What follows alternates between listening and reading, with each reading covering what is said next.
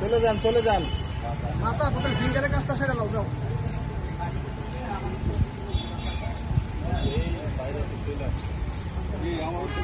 আপনারা চলে আসেন, আসেন।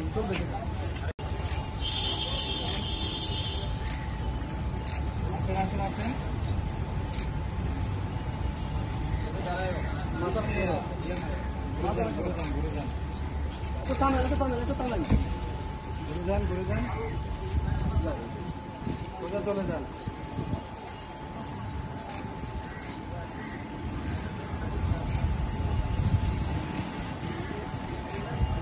ঠিক আছে।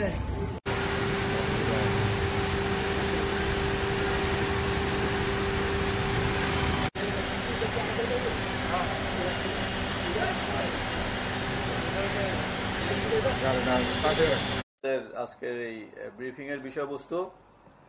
এবং আপনাদের সকলের এই সেই বীভৎস কাহিনীর কথা নিশ্চয়ই মানসপটে ভেসে আছে। আপনারা জানেন যে 28শে অক্টোবরের ধারাবাহিকতায় ওই দিন রাতেই, দ্যাট মিনস 29 তারিখ 29শে অক্টোবর রাত 3টার সময় ডেমরা থানাধীন দেইল্লা বাস স্ট্যান্ডে অসীম পরিবহনের অগ্নিসংযোগ এবং অগ্নিসংযোগের ঘটনায় ওই গাড়িতে ঘুমন্ত হেল্পার নাইমের সেই বীভৎস এবং আগুনে পুড়ে যাওয়া অঙ্গার ছবির দৃশ্য আপনাদের নিশ্চয় মানসপটে এখন ভেসে উঠছে এবং সেই দৃশ্য এবং নাইমের সেই অঙ্গার হওয়া ছবি দেখলে যে কোনো বিবেকবান মানুষের এই আত্মা কেঁপে উঠবে। আপনারা সকলেই সেই ছবিটির সাথে পরিচিত আছেন আমি মনে করি এবং অপর আহত হেল্পার যেই তার পাশে আরেকজন ঘুমন্ত হেল্পার রবিউলের সেই পুরো শরীর আগুনে ঝলসে যাওয়া এবং ব্যান্ডেজের ছবিও আপনারা বিভিন্ন সময় দেখেছেন এবং আপনারা ব্যবহার করেছেন এবং সেই ঘটনার এই আগুন দেওয়ার ঘটনা এবং অগ্নিসংযোগ ঘটিয়ে জীবন্ত মানুষকে পুড়িয়ে হত্যার ঘটনার আসামিদেরকে আমাদের এসএসজি বিভাগের anti legal team, illegal arms recovery টিমের অফিসার ডিসি আহমেদ এবং এসি ওবায়নের নেতৃত্বে গতকালকে গ্রেপ্তার করতে সক্ষম হয়েছে এবং আপনারা জানেন যে 28 তারিখে যে নারকীয় তাণ্ডব লীলা চলছিল তার এই ধারাবাহিকতায় এই ব্যাপকতা আরো বাড়ানোর জন্য আজকে যাদেরকে আমরা গ্রেপ্তার করেছি এবং এই ঘটনায় সরাসরি জড়িত নুরুল ইসলাম মনির ওরফে মনির মুন্সি এবং তার অপর সহযোগী তারই বন্ধু নারায়ণগঞ্জ জেলা যুবদলের সদস্য সচিব শাহেদ আহমেদ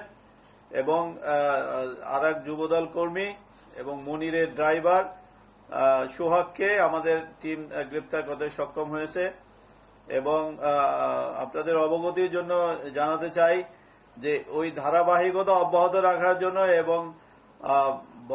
আতঙ্ক এবং নাশকতার ভয়াবহতা বাড়ানোর জন্য এই মনির মুন্সি তার নেতাদের কাছ থেকে নির্দেশনা পায় এবং সেই অনুযায়ী সে পরিকল্পনা করতে থাকে এবং তারা টার্গেট সিলেকশন করার জন্য ওই দিন রাতে এবং তার নেতাদের কাছ থেকে নির্দেশনা পাওয়ার পরে মনির মুন্সি তার সেই পরিকল্পনা বাস্তবায়নের জন্য এই শাহেদকে ডাকে এবং দুইজনে মিলেই পরিকল্পনা করে যে আরো কিভাবে এমন কোন ঘটনা ঘটানো যায় যাতে জনমনে ব্যাপক আতঙ্কের সৃষ্টি হয় এবং তাদের যে উদ্দেশ্য সেই উদ্দেশ্য সাধিত হয় এবং তার এই অংশ হিসাবে এই মনির মুন্সি আরো বেশ কয়েকজনকে এনগেজ করে এরকম আরো অনেক ঘটনা ঘটানোর জন্য এবং তারা নিজে মনির মুন্সি শাহেদ এই দুজনে মিলে পরিকল্পনা করতে থাকে বড় কোনো ঘটনা ঘটানোর জন্য এবং তারা প্ল্যান করতে থাকে যে এরকম যে বাসে যাত্রী বা যেই বাসে যেহেতু এটা গভীর রাতে তারা ঘটনা ঘটাবে যেই বাসে লোক ঘুমানো ছিল এরকম একটা বাসকে তারা সিলেকশন করে এবং পরিকল্পনা মাফিক তারা এই ডেমরা থানাধীন দেইল্লা বাস স্ট্যান্ডে বেশ কয়েকবার তারা ওখানে চক্কর দেয় এবং রাস্তার পাশে যে সকল গাড়ি পার্ক করা ছিল এবং প্রথমে তারা দেখে যে আশেপাশে কোনো সিসি ক্যামেরা আছে কিনা। এটা তারা নিশ্চিত হওয়ার পরেই তারা ওই বাস স্ট্যান্ডে যায়, গিয়ে দেখে যে এই বাসেই শুধুমাত্র লোক ঘুমানো ছিল এবং তারা সেই বাসটাকেই সিলেকশন করে যাতে পরবর্তী দিনে তাদের যে আন্দোলন ছিল সেই আন্দোলনে কোনো বাস বা কোনো পরিবহন যাতে না নামে এবং জনগণ যাতে ঘর হাতে বের না হয়, এরকম আতঙ্ক তৈরি করার জন্যই তারা এই বাসটাকে তারা সিলেকশন করে তারা ফিরে আসে। ফিরে এসে তাদের পরিকল্পনা মাফিক একটা জায়গা থেকে এবং সেটা একটি মোটরসাইকেল থেকে তার গাড়িতে রক্ষিত বোতলে করে তেল নিয়ে আসে, পেট্রোল নিয়ে আসে মোটরসাইকেল থেকে। সে নিয়ে পুনরায় তারা ওই বাস স্ট্যান্ডে যায়। আপনারা ভিডিও ফুটেজে দেখতে পাচ্ছেন যে বাস স্ট্যান্ডে গিয়ে একটা নিরাপদ দূরত্বে তারা বাস থেকে নামে এবং দুইজন মনির মুন্সি এবং তার সহযোগী তার বন্ধু শাহেদ দুইজনে ওই বাসের কাছাকাছি যায় এবং সেখানে ড্রাইভারের সিটের পাশে একটি গ্লাস খোলা ছিল। সেই খোলা গ্লাসের ভিতর দিয়ে তারা পুরো পেট্রোলটি, প্রায় 2 লিটার পেট্রোল তারা নিয়ে এসেছিল, পুরো পেট্রোলটি বাসে ঢেলে দেয়। মনির মুন্সি ঢালে এবং তার সহ শাহেদ তাৎক্ষণিক ওই ম্যাচ দিয়ে, ওই দেশলাইয়ের কাঠি দিয়ে আগুন লাগিয়ে দেয় এবং আপনারা দেখেছেন যে মুহূর্তের মধ্যে পুরো বাসটি আগুন ধরে যায় এবং এটা রবিউল একটু দূরত্বে ছিল। সে টের পাওয়ার পরে কোন রকমে, যদিও তার শরীরের অনেকটাই পুড়ে গিয়েছিল, কোন রকমে বাস থেকে বের হতে সক্ষম হয় এবং তাকে পরবর্তীতে পুলিশ এবং fire service Dhaka medical college হাসপাতালে নিয়ে আসে এবং দেখেছেন তার পুরা শরীরের ব্যান্ডেজ এবং আপনারা হয়তো পেশাগত কারণেই আমরা সেই নাইমের ছবিটা এখানে ব্যবহার করতে পারিনি, সেই বিভৎস অঙ্গার হয়ে যাওয়া ছবি। এবং তারা এখানে আগুন দিয়ে গাড়িতে করে আবার এই মনির মুন্সিদের নিজেদের একটা পেট্রোল পাম্প ছিল ভুলতা এলাকায়, ওই সুলতানা কামাল ব্রিজ পার হয়ে ওই রাতে তারা তাদের সেই পেট্রোল পাম্পে অবস্থান করে। পরের দিন তারা তাদের বাসায় চলে আসে এবং এটা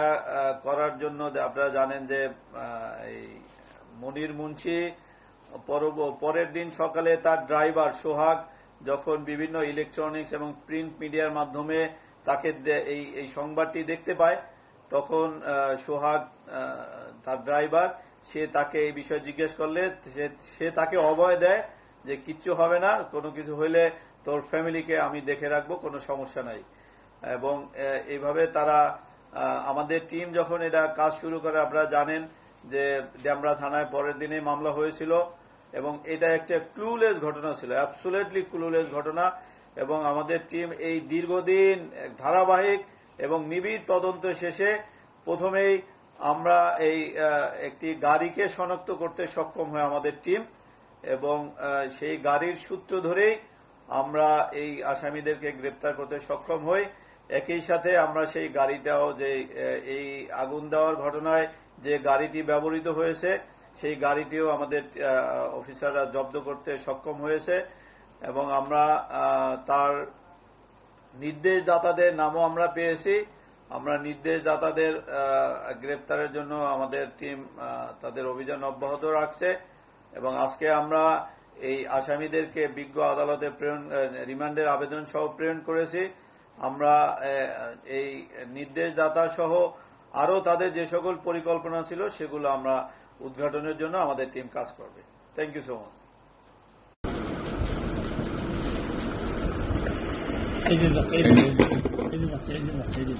না না, ওইটার এটা এক না,